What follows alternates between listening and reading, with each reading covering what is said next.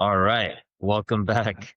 This is Coach Joe What? Bala as Deadpool. Happy Halloween, all. I am here with my next guest for Joe Bala Fitness podcast. Special guest here. This guest is a fellow coach that I have worked with. He's also on my Joe Bala Fitness or JBFIT Coaching Team. His name is Coach PJ. Everyone say, or go ahead and say hello, Coach PJ. What's up, everybody? Thanks for tuning in. Welcome to Flavor Town.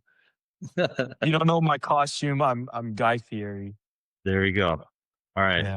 I thought he was a wrestler at first when he joined.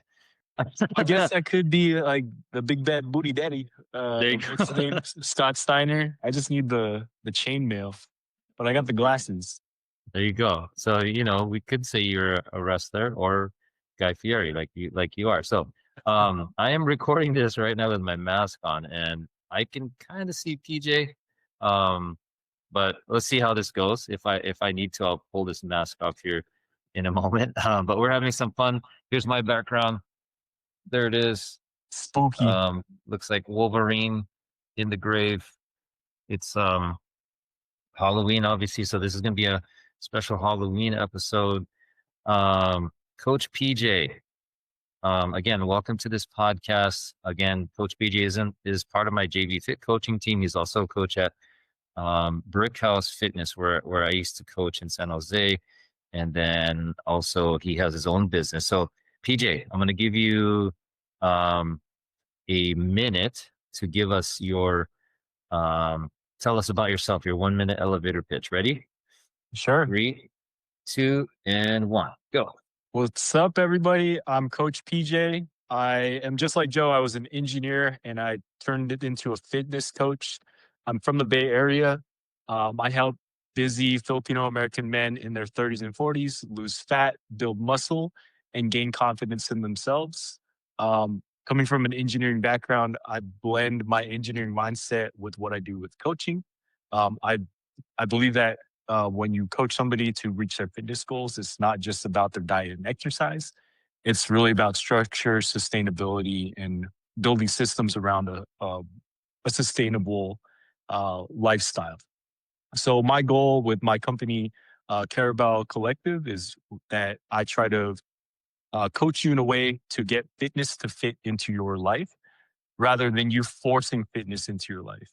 I think everybody's lifestyles are different. Everybody has different needs, different demands for what they are capable of. So I try to fit, my approach into their lifestyle so it works for them. Amazing. Love that you shared that. Thank you, Coach PJ. So those that don't know what PJ means, what does PJ stand for? It's my first and middle name, Peter James. So I'm named after my grandpa, Pedro. And then J is for James. So My uncle was a huge James Bond fan. So that was his nickname in college. I don't know how he got that nickname, James, because his name is Nestor. So it doesn't make sense. But if you're Filipino, these nicknames make sense somehow. You know what I mean, right? Yes. We have different names for everything, right? So yeah. So PJ, what's your best way for people to follow you so they can write it down or follow you right away as they're listening and watching? Yeah, follow me on Instagram, pedroj.fit. That's PEDROJFI.FIT. Awesome. Perfect. Yeah, you can follow me on Instagram. Same thing on TikTok. Same handle.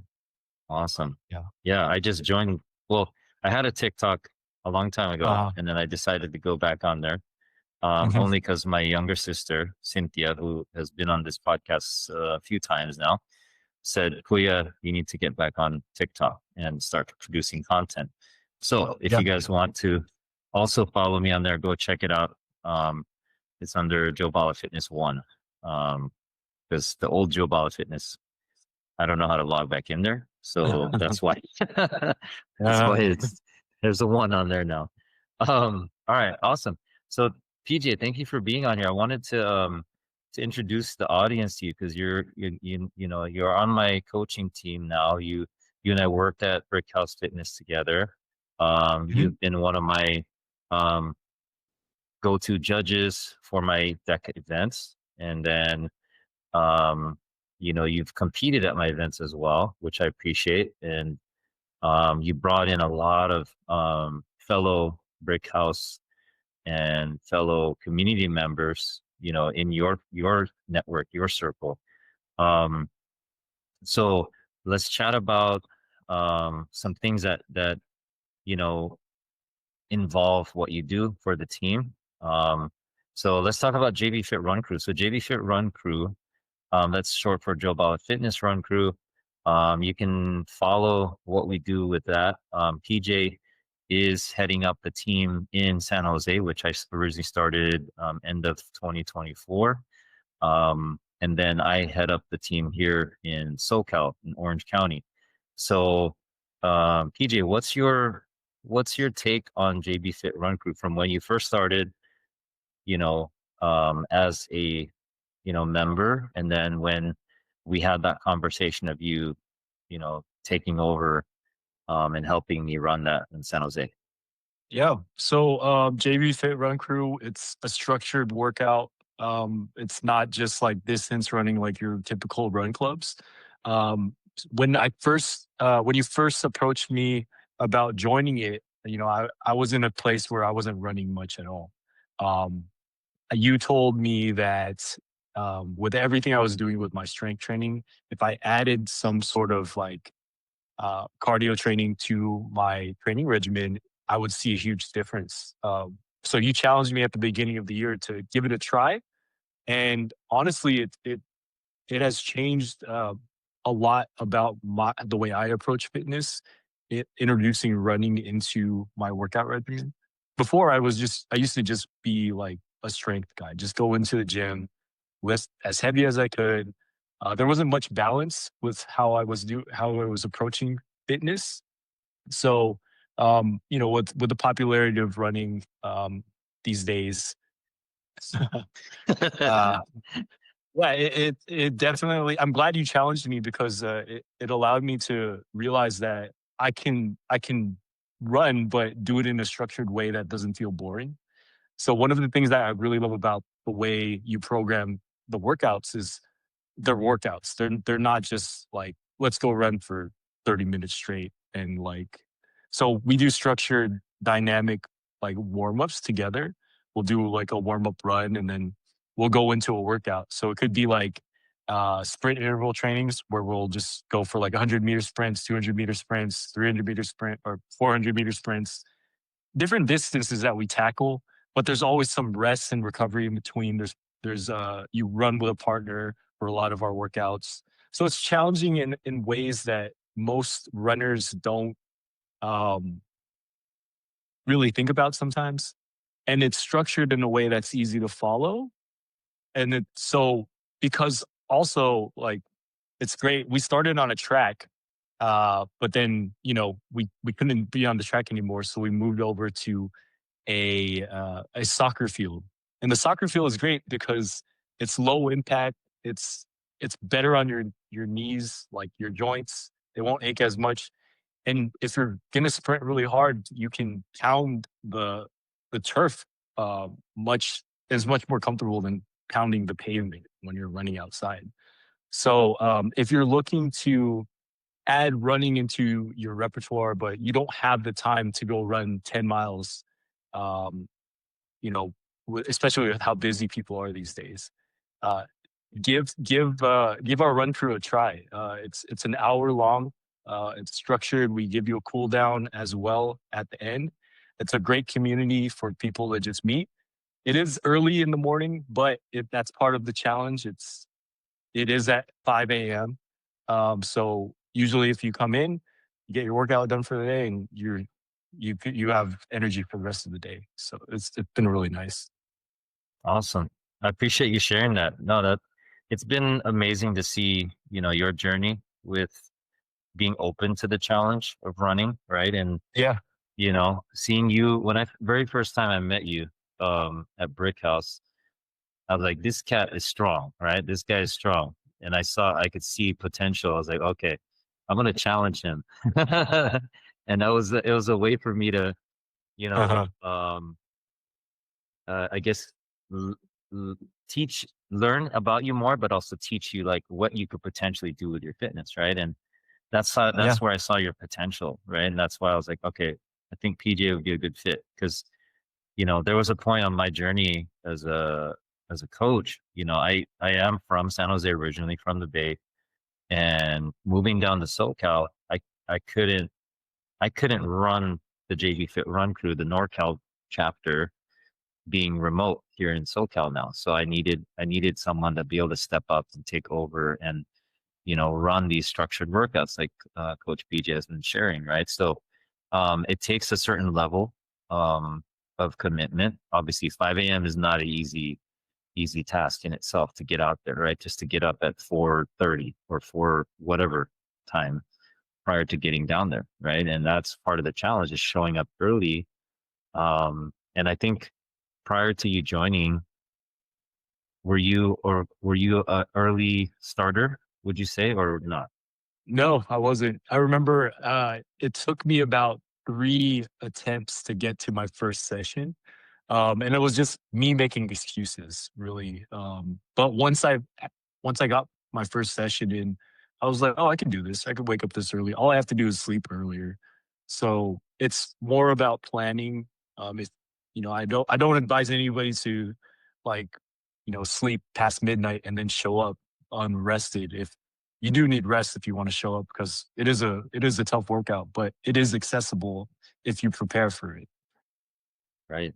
Yeah. Yeah. So I love that you were able to find, the shift in how you carry yourself day to day, right? And that was a enlightening, um, that's always been a way for me to enlighten people that I've coached and helped develop, and, just this starting early, ending early it takes a certain, uh, commitment, certain dedication, right? And you Absolutely. know talking about your story now, you started your fitness journey some time ago, right? And your background was mostly strength. You also told me as I learned more about you, you did some animal flow. You were part of other gyms doing functional training. Could you share with the audience like how you got started, with your Yeah. personal fitness journey? I guess when I first started getting serious about fitness, it was in college. I came into, I went to San Jose State. I think you did too, right, Joe? Yeah, San Jose I State? did. Yeah. So when I got there in 2011, I transferred in and had some friends already there that I became roommates with. And my two roommates were like, kind of like, they're a bunch of meatheads. They were always in the gym. And I came in unconfident. I didn't know what I was doing. So I kind of just learned from imitation, or just like, I was kind of like a sponge. I would go to the gym with them. They would show me how they worked out.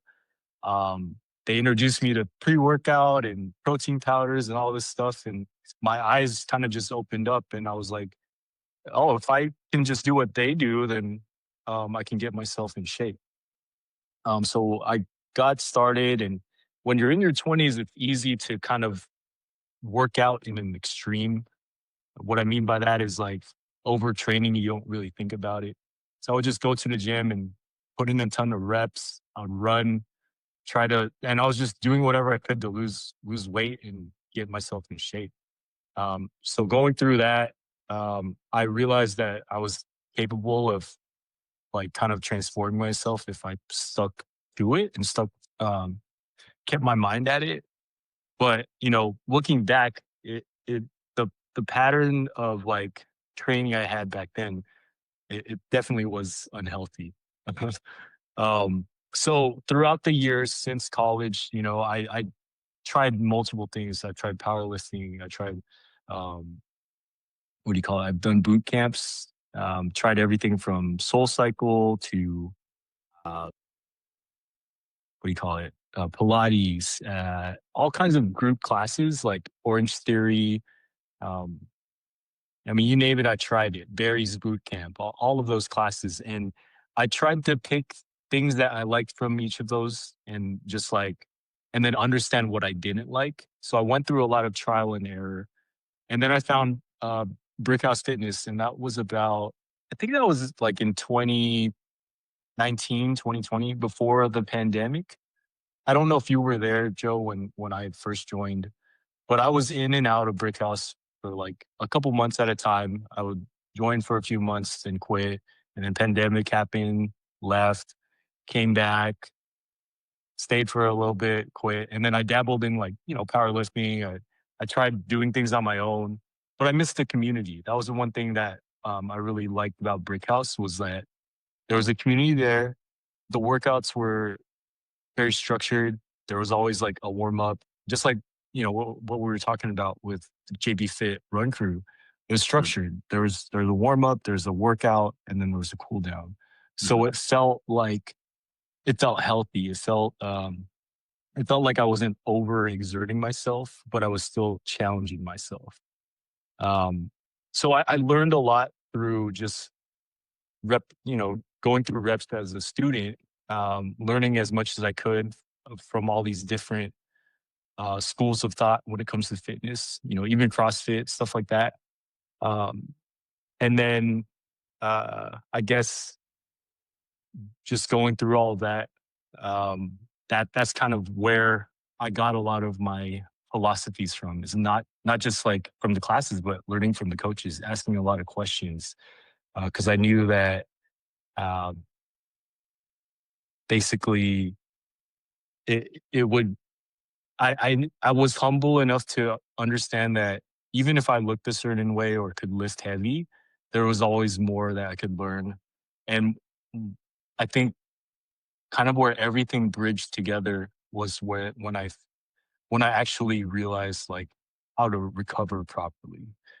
I think that finding that balance gave me more confidence in what I do and how I coach people. Because if you're not well rested, it's harder to show up for everything else in life. And I'm not talking about just workouts. I'm just talking about, our busy lives. Some people are, they're parents or they have busy work schedules. So, everything I learned is just figuring out how to optimize that for my own lifestyle. And that's how I coach others. Love that. I think you touched on a very important point: rest, recovery. Right? Oh yeah. Would you agree that rest is training, recovery is training? In a Absolutely. sense. Yeah, definitely. When you go into the gym, yes, you're doing a lot of, I guess, damage to your muscles. You're causing micro tears to happen when you lift heavy, when you're putting your body under stresses. But the real muscle growth doesn't happen unless you give your body a chance to rest and recover. So you could do all the reps in the world and like hurt yourself, but if you don't give your body a chance to breathe, I think in sports they call it load management. That's how you build muscle. That's how you recover. So I'm all about like when you do come into the gym, I'd rather you be well rested and able to go like 100% rather than you just hitting the gym every day of the week, 7 days straight, and you're like at 60 to 70% capacity, even 40%. It's not worth it coming in the gym if you're always going to be performing at a low level like that. You're just putting your body under stress, and that's just not good for your overall health. 100%. I love that. I love that you pointed that out. Me coming from engineering as well, like I can totally relate. There's things that we need to do as coaches and to help enlighten our clients, making them aware of that the information that's out there can be convoluted, and sometimes doing too much, or not sometimes, all the time. If you're doing too much, it's going to be detrimental, right, to your journey, right? And that's the biggest thing we have to relay to our clients, to relay to students we coach in these classes, like at Brickhouse. I'm at CrossFit Tustin now. I'm also at 45 down here in SoCal and doing personal training. We need to relate and relay that information that rest is key. Recovery is just important as part of that journey of training for our health, because our health is going to lead to longevity. Longevity is what we ultimately all need to pursue. Yes, we do fitness challenges, we do races, we do events. That's to keep us motivated, to keep us going, driving ourselves forward with purpose, right? But if we can't slow down to build, the muscle, allow the muscle to build, allow the muscle to repair, because micro tears are part of that process, but also our engine, that we push daily, when we're doing conditioning, strength and conditioning workouts, like at Brickhouse, we have build and burn, right? And a lot of gyms, Coach George, that's his format, build and burn. Before I left, hybrid started to come into it, and on Saturdays, just allowing the coaches to start to program workouts for Saturday workouts to make it more challenging for the members, to give them, fun way to work out together, team focus, partner focus. That was amazing. So with that said, relaying that, piece, community, into these challenges, these team events, some of the things that we've been doing together, as well as Coach Dylan now, who's also on the team. Dylan is another JBFIT coach. He's at Carabao Fitness with Cody. Cody is the owner of Proga. He took over for the hybrid program that I was coaching there before I left. How big has community been for you as a coach, like doing these events, DEKA events, challenges, and now High Rocks? We're getting into that very soon, right? You're going to get into it very soon. How big has community been for you as a coach and as an athlete yourself?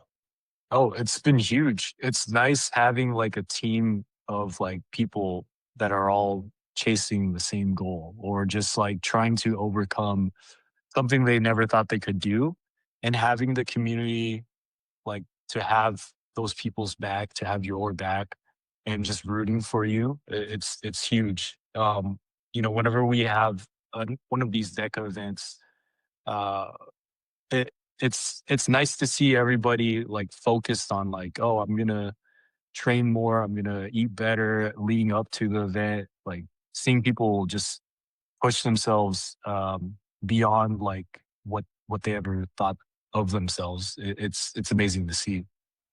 Definitely, like I know I mentioned it with Brickhouse. Like one of the things that has always kept me from coming back there every time I would leave the gym was just the community. There's something about being in alignment with the people that you train with, and having like the gym essentially for most people is like their third place, right? You have your home, you have your workplace, and then you have the gym. Or usually people that go to the gym, it's like that's their regular outlet, right? So it's nice to have a place and the people there that share like the same passions with getting into shape, and just becoming better versions of themselves. Yeah, I love that. Yeah. Talking about better versions of themselves, there's a member at Brickhouse, also part of the JBFIT Run Crew, and I believe he is being coached by you one-on-one. Matt, could you share Matt's story about? So to give a little background, Matt, I remember coaching him as a coach at Brickhouse Fitness in classes, and I could see, he was, part of your network, your circle of friends that you brought in. And then he was very timid initially, and then just talking to him on the side, just finding out more about his story, and then, coaching him up, and helping prepare him for his first DEKA. it was an amazing, story, amazing thing to see unfold in front of my eyes. So could you share more about Matt's story? Like what, from him Sure. being your friend to like, him being coached by you Yeah. and continuing to push him to change, get Sure. better. Yeah. I mean, I met Matt when I first came back. The last time I came back to Brickhouse, I was not a coach. I was just another member, and I met Matt through, I think it was Kevin and some of Kevin's friends. So Matt was like always going to the gym. I would always see him there, and he um, was able to make build a friendship with this guy. And as I started to like get more interested in coaching, I noticed that like Matt would always be asking me a ton of questions about diet, exercise, and I would do my best to like just give him my perspective, especially coming from a place where the story I was talking about earlier, where in college, I dropped from like 220 pounds all the way to 170. So it was a significant amount of weight loss. And um, with Matt, the one thing was like he was very disciplined with coming into the gym, but outside of the gym, I guess he didn't have like his lifestyle needed to be fixed a little bit to bridge the with the bridge the effort that he's been putting in the gym with the results that he was looking for. Hmm. And that like it's easy for most people to just say, work out more and eat less and you'll lose weight, right?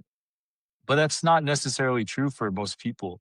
I don't think working out more is always the answer, because working out more uh, is fine if you're coming from like zero. But if you're already training a lot and you're not seeing the results, maybe you need to optimize your recovery schedule. And then coming from like also with eating, if you're training more, you can't just eat less. You have to eat the right amount. So it's really finding the balance of like training the right amount, um, eating the right amount, so it balances each other out, and then managing that stress so you can allow your body to lose fat rather than just like eat away at your muscle mass. So a lot of these principles that I do with Carabao Fit is just getting my clients to understand that there's balance uh, in diet, exercise, recovery, your lifestyle habits, and even though the main points is always going to be for any coach is going to be like diet and exercise.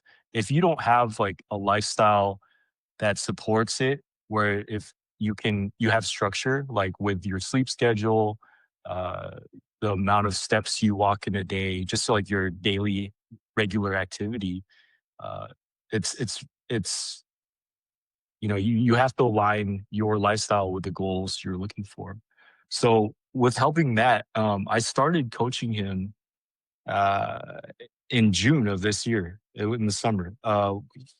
When I first started uh, offering like my online coaching, I offered it for free because I didn't know what I was doing. I just knew that I knew the science behind how to how I do it for myself, and I wanted to, I guess, um, test my theories on a couple of people that were willing to trust me as their coach.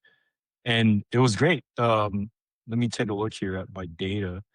But, Matt has, so far, he's lost about like 26 pounds since we started. A lot of the weight came off initially in that first month, uh, where it was just based on fixing certain habits, really, fixing his sleeping schedule, fixing um, his diet. And nothing I did was like, I wasn't restricting him from eating carbs or telling him that he needed to do like intermittent fasting or anything like that. It was just trying to find a structure that fit his life. So with Matt, he's been such a positive impact on me. seeing him grow as a person, and through fitness, he's building better character for himself. And I think that's one of the benefits that most people don't realize. Like, yes, if you're trying to like lose weight or get in shape, uh, when you approach a coach, you're asking them usually like, "Oh, I want to look like this. I want to lose this much weight." But the real benefit that most people get isn't just the image or the look in the mirror or the number on the scale. It's how you feel. It's your energy. It's how confident you are in yourself, and just like having more of a positive attitude. So through fitness, through what I've been able to coach Matt with, um, he's been able to just be a more confident person in himself and know that he's capable of meaningful change through habits, through meaningful action, through understanding that it's all a learning process. And yeah, so I'm very thankful for Matt for being one of my first clients. And then, after that free trial period was over, he signed up for a 6-month program, and we've been doing a lot with him, and very happy for having him in my program. Love that. Yeah, his journey has been amazing to see. 26 pounds, that's a significant amount to change in terms of body count. What has his he's become more confident, right? Mhm. He completed a DEKA mile, at one of my events earlier this year. He also took on, did he take on DEKA Atlas, I believe? DEKA I Atlas? don't Or know. was it He DEKA didn't. Strong? He didn't. Yeah, he didn't do DEKA Atlas. Okay, I think he so did DEKA Fit with you, right? that's right. And I Yeah. think that was like in May before I was coaching him. So Okay. also with Matt, he also uh, has like not everybody's is able to do every single movement perfectly, right? Hmm. With Matt, he had like a foot problem, Hmm. and so when we are coaching him one on one, we find ways to work around, his, I guess, how would you say it? Um, Restriction or yeah, limitation or the limitation in his foot. So yeah. he tends to have some issues when it comes to like lunges or movements where he's just like, I think one of his feet is flat footed. So we what I do is I try to give him some sort of regressions or substitutions in the movements, so he still is able to get a workout without re-aggravating that injury or working with that limitation. Hmm. And it's helped me a lot as a coach to kind of go through that and do research and ask other coaches how we can provide solutions for that. And I believe that anybody with a body is an athlete. Regardless of limitations or not, if you can move, um, you're capable of finding solutions to move better. 100%. Yeah. Yeah. There's this saying, I forget the coach's name, but um, where it came from. I think it was a football coach, but Andy Galpin, he's a known, well-known PhD in the fitness industry. He talks about he references that football coach is saying, but it was basically along the same lines what you say, what you just said, and I share the same thing with my clients. Is if you can move, you're an athlete, right? So Yeah. it's a very, very powerful saying. A lot of people think, oh, an athlete is one that is part of a team, or an athlete is one that is an expert in a certain form of sport, right? But in general in life, we're all athletes. We can move, we can walk, we can lift, we can carry, we can push, we can pull, and that's the beauty of what DEKA has provided to a lot of the community that has taken on DEKA, but just the general population, right? Yeah. um so tying that into what we do with Joe Bala Fitness, or JBFIT. What do you feel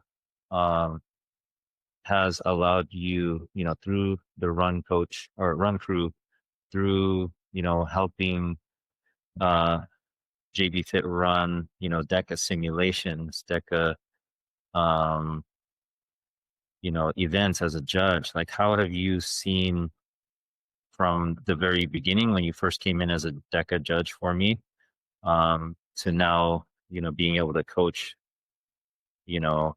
athletes that are, new to wanting to try DEKA, and then, tying into what you're going to be doing with my sister with High Rocks in December. You guys are doing Yeah. doubles.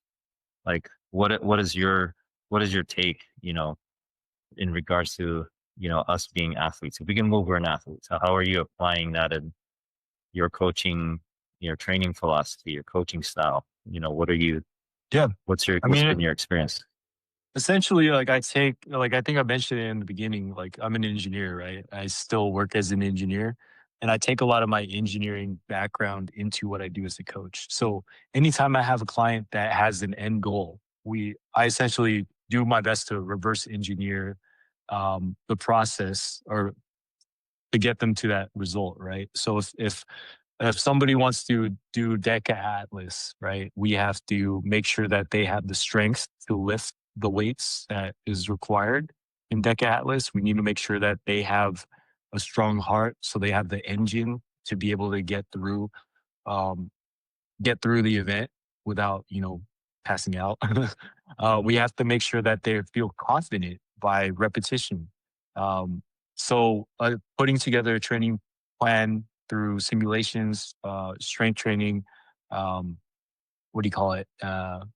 Accessory movements to strengthen those muscles to, and it's a mix of different phases of working out. There's strength training, there's muscle building, there's the endurance training, there's mobility, and of course the recovery. It all ties it in. So anybody that wants to try these events, it definitely is a challenge that takes a lot of will, determination. But if you prepare well for it, uh, it you should be able to get through it.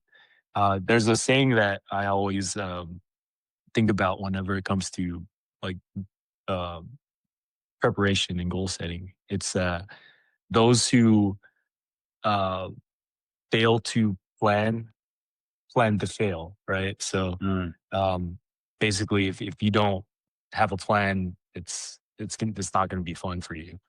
mm-hmm. Yeah. 100%. Love that. Yeah. But Take notes. again, yeah, with regards to like these races that are coming up, like High Rocks and DEKA Mile or DEKA Fit, uh, one of the things we do with the run crew is like making sure that you're able to move on your legs. And what we do with sprinting too, it's not just your leg; it's a full body workout because you're sprinting as hard as you can.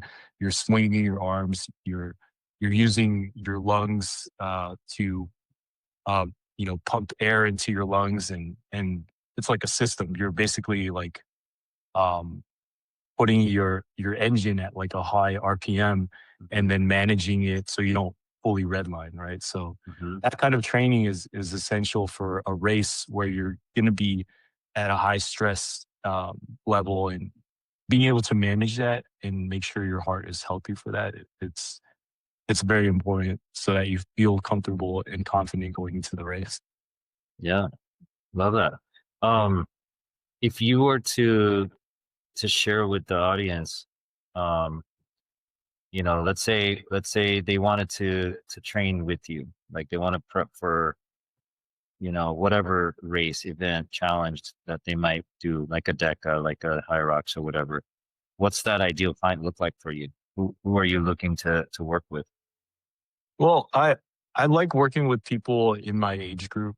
Uh, and beyond, really anybody that's in their 30s. I feel um not just because they have the means to afford a coach, but because um I love helping people optimize their fitness routines around their busy lifestyles.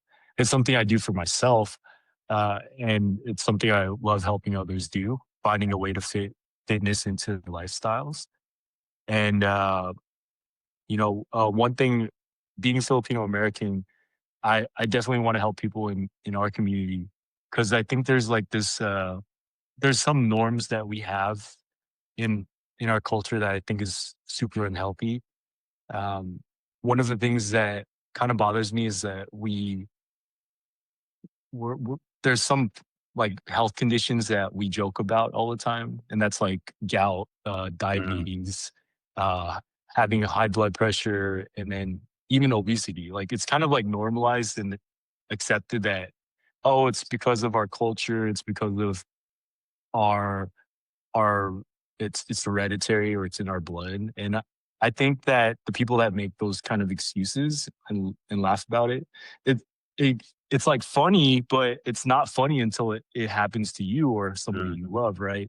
So I think that like the people that make those kind of excuses about it just being a cultural problem, I they're so quick to put blame on everything except their own habits, their own lifestyles, their diets. Like, sure, we have cultural foods that are unhealthy, but every culture has that. It's mhm. if you're not taking care of yourself and being proactive about your health, um, I challenge people in the Filipino community to to to be better, to not just accept that this is our fate, that we're destined for a life of maintenance meds and being unhealthy.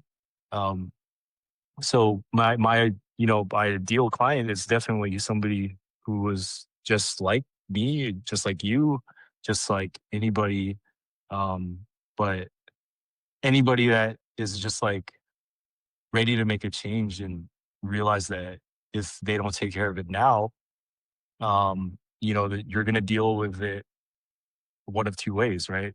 The first way you deal with it is through discipline, where you take control of it now.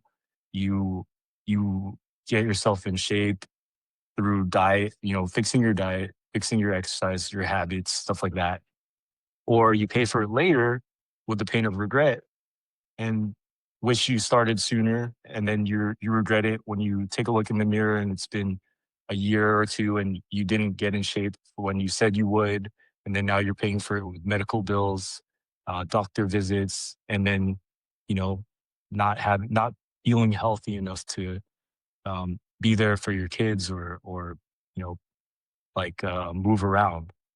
So I think it's important that we don't accept that as our fate, because it's in our control if we can do something about it and be proactive. Rather be proactive than reactive, right? 100%. Yeah. Yeah. I love that. You pointed that out. And there's something that I learned recently about, health, right? Health longevity.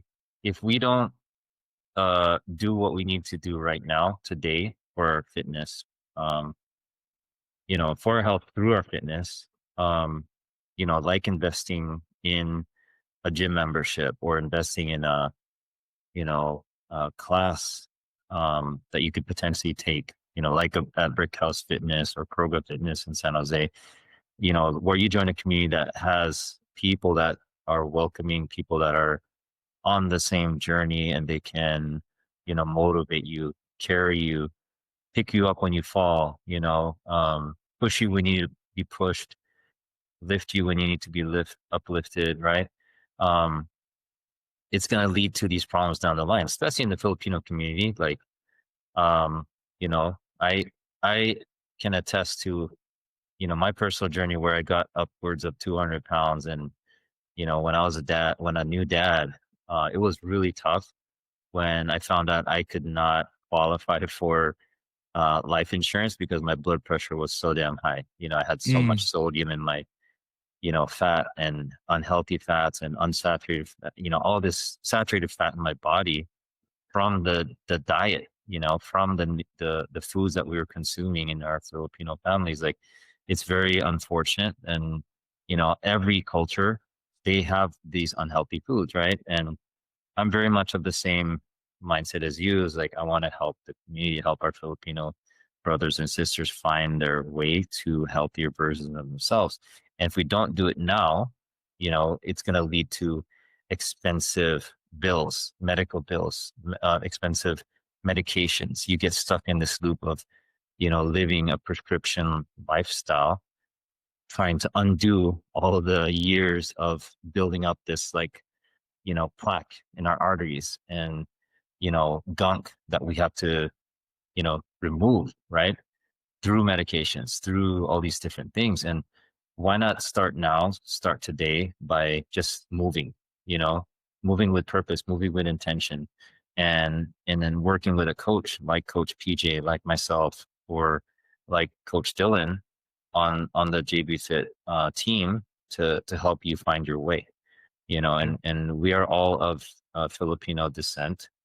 We have, personal journeys on our own, through our own um, uh, life that we have encountered our own challenges and had to undo, through fitness what happened, up to that point. And so the sooner you start, the better, right? The sooner you start, the better. Mhm. That's like the biggest thing that we can take away from, talking about this.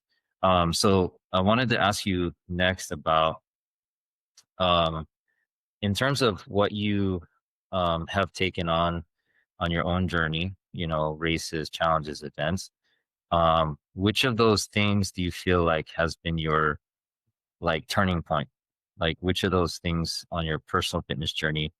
And I think you hinted at it before, where you were in college and you were about 220 pounds. But was there anything specific that Oh, kind of yeah. reminds you, like, this is why I'm doing what I'm doing for myself and teaching my clients, teaching anyone I coach? Yeah, just I it's not just about strength or the weight number on the scale, right? It's how you feel about yourself. Because if you have a healthy physical, like if you're physically healthy, a lot of things fall into place for you, socially, mentally, even financially. People that are healthy are more likely to move up in jobs. It's just human nature, right? Because when you see somebody who has you know, for lack of a better word, like a nice body or a physique, that physique is earned. Like I know there's like surgery and stuff, but like let's just talk about like what you are able to do in the gym. A nice body, a capable body is something that is you have to earn it through like a lifestyle, right? And people intrinsically will trust somebody that takes good care of themselves rather than somebody, like, I hate to say it, but if they're like overweight or they look like they don't take care of themselves, it's hard. It's just intrinsic human nature to trust to I don't know, to give favor or trust somebody like that.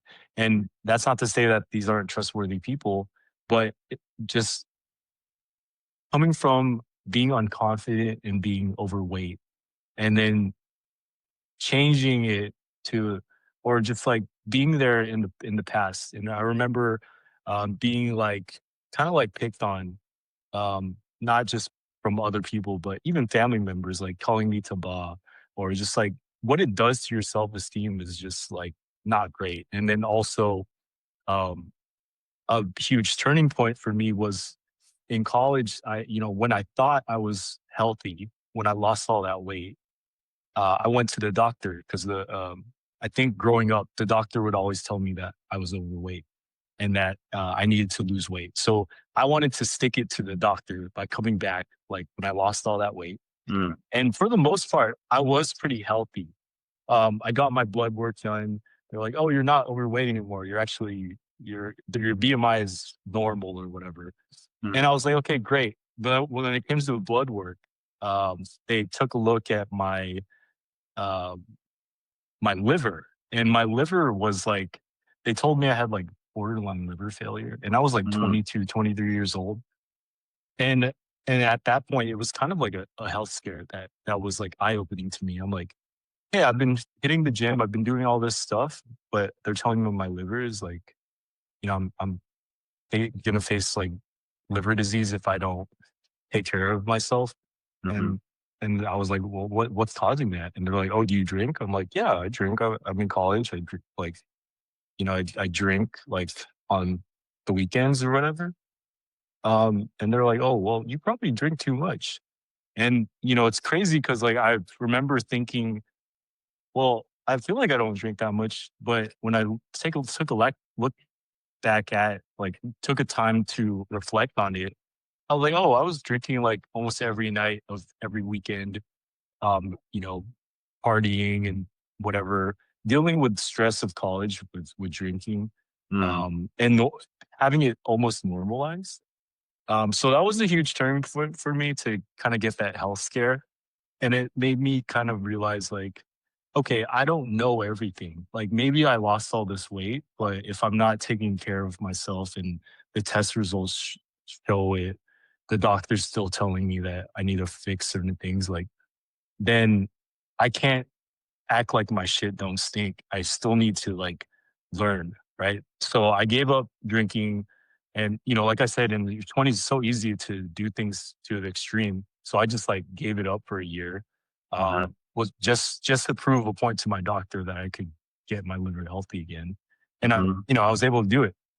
But also that kind of showed me that I didn't need alcohol. I don't know if you know this, Joe, but I wouldn't say I'm, like, sober, but I don't drink on a normal basis. So I only drink on, like, vacations or, like, at weddings, but it's Mm-hmm. not something I do on a daily basis. Like, I think maybe this year I've only drank like 2 or 3 times, and that was just due to special occasions, right? Mm-hmm. And um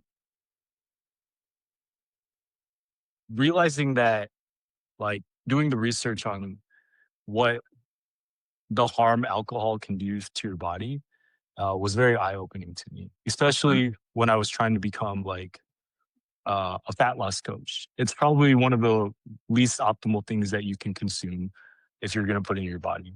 Now, as a coach, I'm not going to, like, shame anybody for like drinking community wine or anything like that. I'm not, like, trying to tell people to be sober, but I do tell my clients that, look, if your goal is to if you want to hit your goal the most optimal way possible, it's probably best you give up alcohol or cut it down, right? So I think that was a big turning point, was just, like, realizing I don't have to do what's socially, like, accepted, like drinking alcohol to be happy. And having alcohol as a crutch was something that I lived with in my 20s, feeling like I needed to pregame every event, feeling like Mm-hmm. I needed a drink at every, like, sporting event, at parties, like, it was, like, almost like a necessity.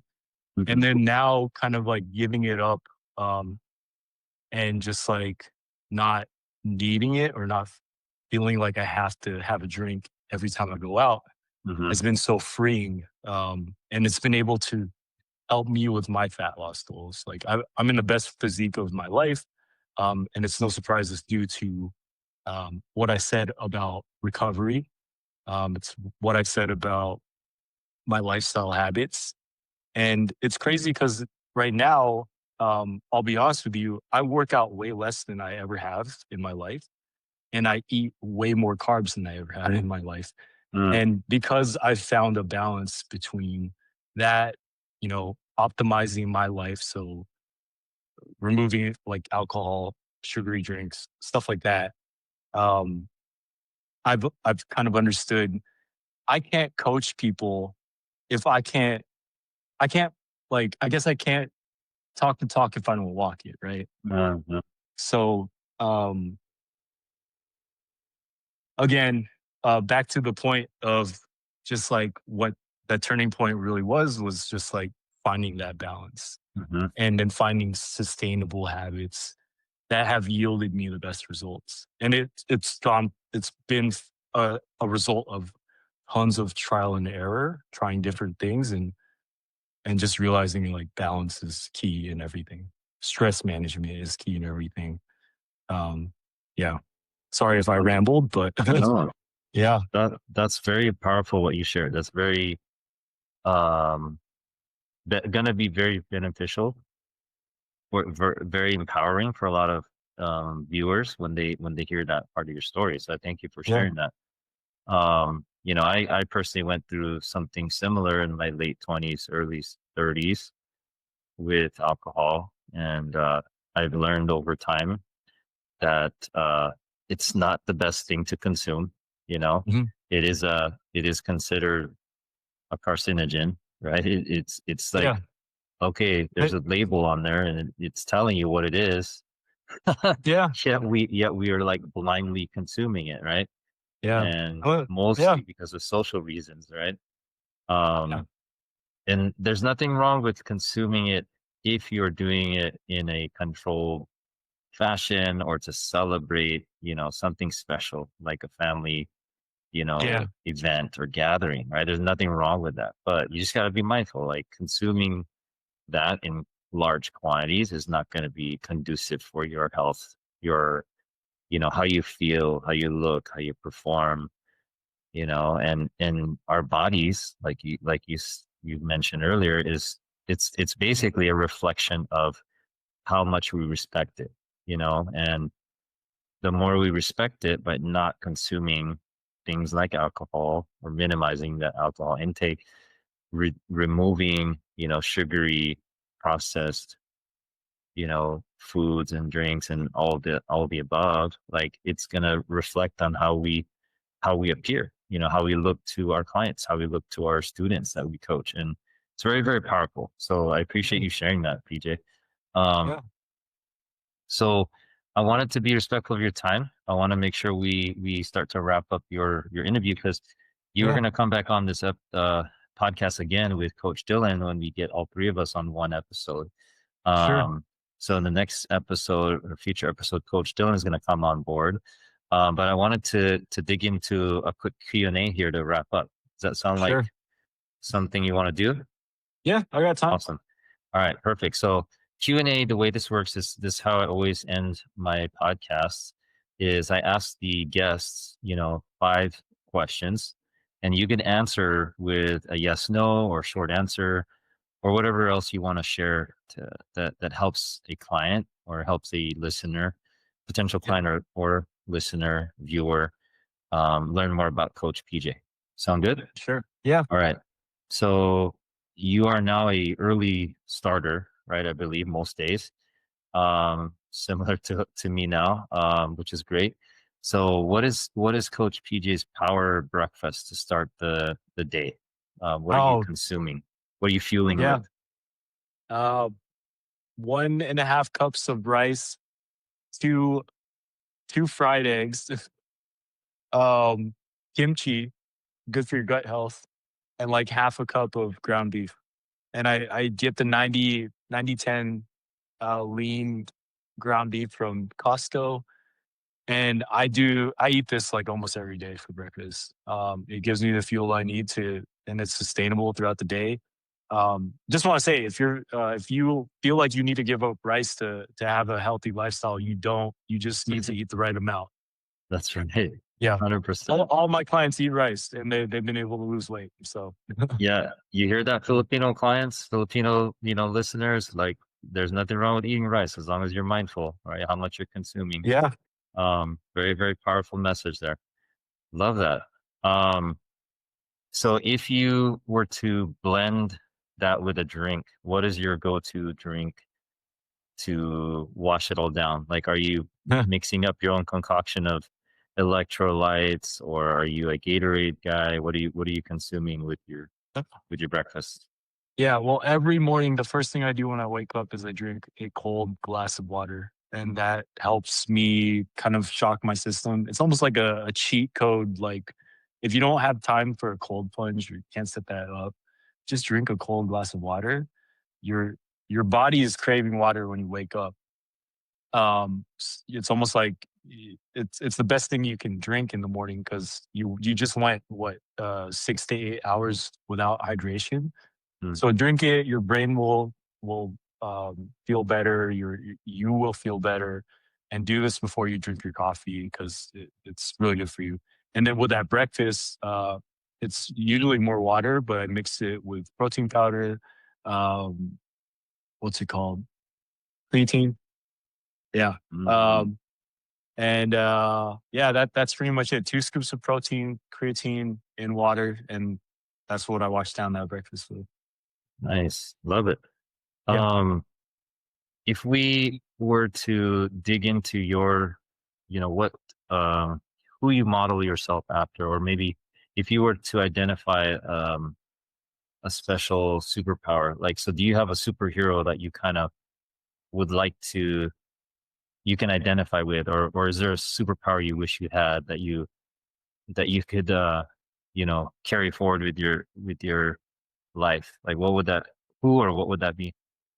Oh man, if I could like be able to like if I could just be able to work without sleeping, that I think that would be the most amazing superpower.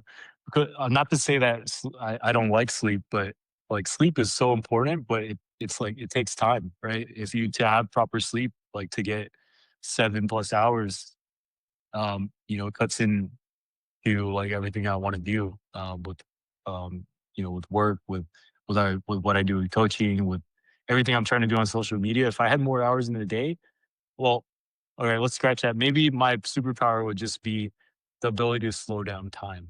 If I could Mm, do that, then I feel like I'd have, um, I don't know, the time for everything else. yeah, But if you have energy, then if you fix the energy problem that you have, it can free up more time. 100%. Yeah. Love that. Love that. Um, what about, so, you've done Spartan race in the past, and then you've gotten into DEKA with me, and then soon to be High Rocks. Um, what other, fitness endeavors or adventures do you feel like you might want to pursue in, say, 2026? Because 2025 December, that's when High Rocks is. That's going to wrap up our year probably. Yeah. What are you looking to pursue or try to take on in 2026? Well, this year I'm doing high rocks doubles with mixed doubles with your sister.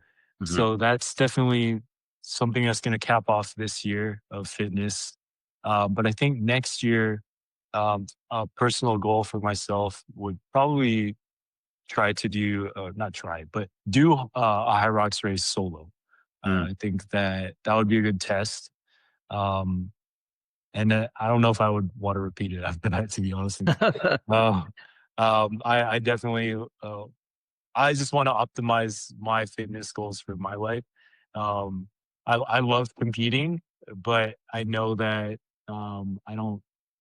It's I think maybe the point I'm trying to make is like you don't have to be an elite athlete, or like you don't have to have like some um, crazy bodybuilding physique to be healthy. Mm. Um, but all that stuff I said about just challenging yourself to be better and to be proactive about those like norms that we have, like the avoiding those health conditions that are preventable. Hmm. I think that I don't know, lost my train of thought there. Um, where was I going with this? All good. Yeah. Shoot, I lost it. I forgot what I was trying to say. Um, what was the You're, question? yeah. Sorry. That's okay. So you Yeah. said High Rocks would be one and done, and then you Oh yeah, started yeah, yeah. talking about, yeah. Yeah, yeah. You don't have to like be elite. You just have to care about your health. And so I want to like I think my goal next year is yes, I do want to do the high rocks, but I also want to help as many people as I can become the best uh, confident versions of themselves through fitness. And it doesn't mean you have to be elite. You just have to be the best in you. That feels good in your. You have to feel the best in your body, Mm, and yeah, maximize what you're capable of. And if that's good enough for you, then and you're healthy and you're being proactive, and that's what I hope to instill in my clients and anybody I connect with. love that. Yeah. Love that. Okay, last question. Sure. So, if you were to be remembered by one thing, a statement, a motto, whatever, what would Coach PJ want to be remembered by? Like, what is the thing that would stand out the most about you? Mm, Legacy. You can even think legacy. What do you want to legacy. leave? Um,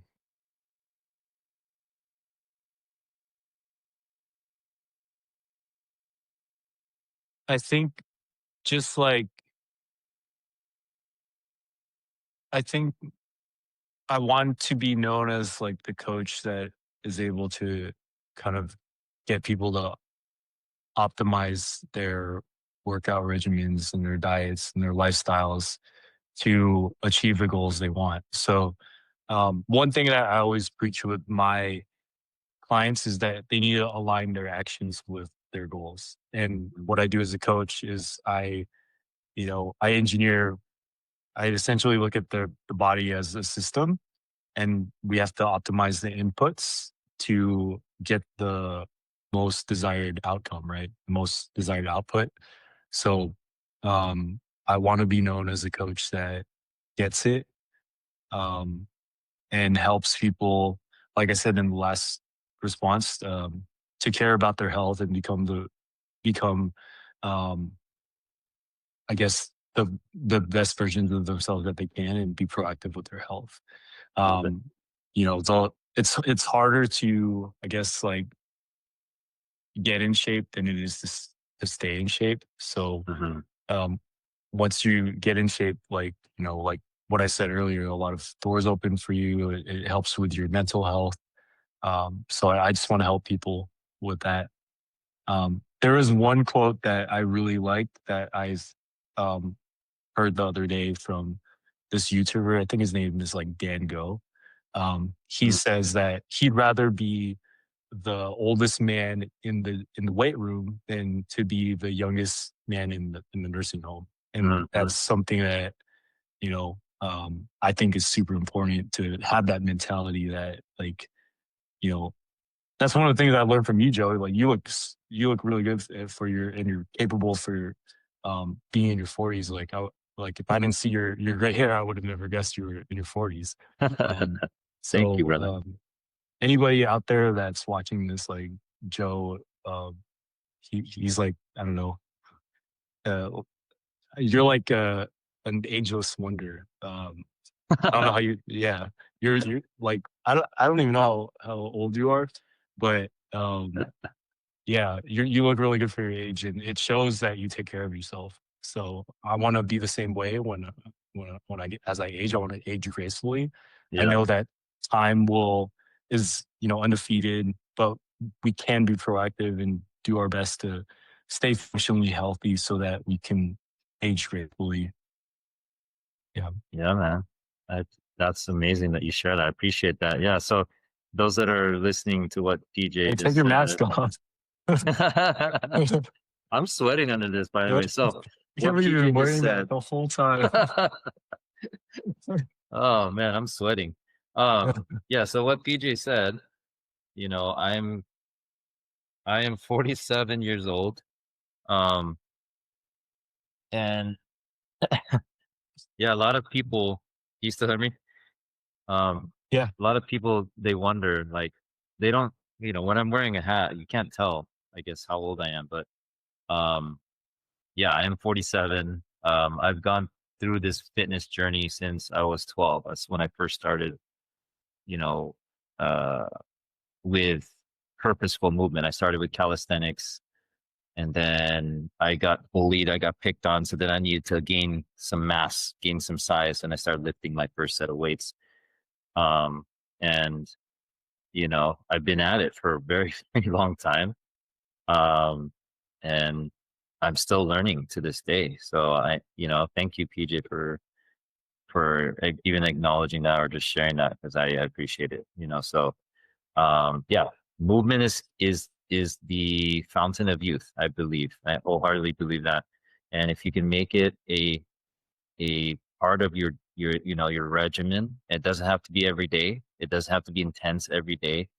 You can work out 3 days a week, in the gym, and then maybe the rest of the time just do mobility, breath work, Walking. core training, walk, exactly, right.